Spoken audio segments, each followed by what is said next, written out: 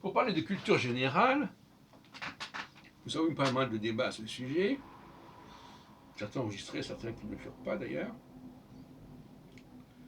Et on entend parfois des propos du genre « Ah oui, mais c'était pas la même époque, moi je suis de mon époque, de mon temps ». En réalité, c'est faux. La culture générale conduit à ce que les gens connaissent beaucoup mieux ce qui s'est passé au 19e ou au 18e siècle que ce qui se passe à la fin du 20e siècle et au début du 21e siècle, en termes de culture, en termes artistiques, en termes de création. Les gens connaissent Beethoven, ont entendu parler de Beethoven, de Debussy, de Bartók, mais si on leur cite des auteurs, des compositeurs modernes, contemporains, encore vivants, alors il n'y a plus personne. Enfin, il n'y a plus personne. En tout cas, ça ne va pas sortir facilement, c'est le moins qu'on puisse dire. Même au niveau, alors, au niveau historique également, c'est pareil. Les gens ont souvent des connaissances plus sérieuses pour des périodes plus anciennes que des périodes récentes. Par exemple, il y a beaucoup de gens qui connaissent mieux l'histoire de la Révolution française que l'histoire de la Ve République. Et on pourrait continuer comme ça. Il y a toujours un décalage. La culture générale, contrairement à ce qu'on peut croire, n'est pas la culture d'aujourd'hui. C'est une culture qui est toujours en retard d'un train, d'un métro.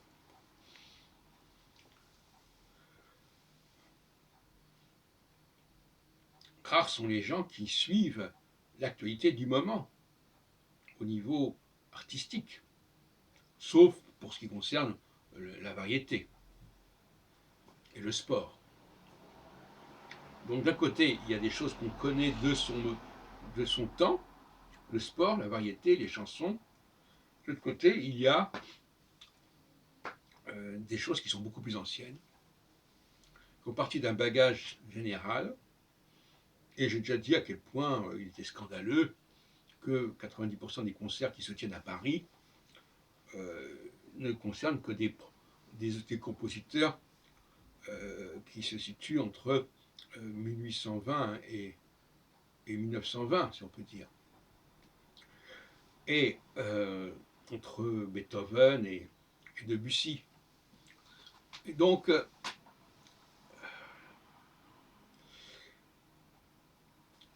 après, on ne sait plus très bien. Donc la grande musique classique, elle se serait arrêtée à Ravel. Bon, alors que c'est pas vrai du tout. Moi-même, je suis un compositeur de mon époque, et ça veut dire que je connaisse forcément tous les compositeurs de mon époque, non plus. Parce que justement, le consommateur, c'est pas le producteur.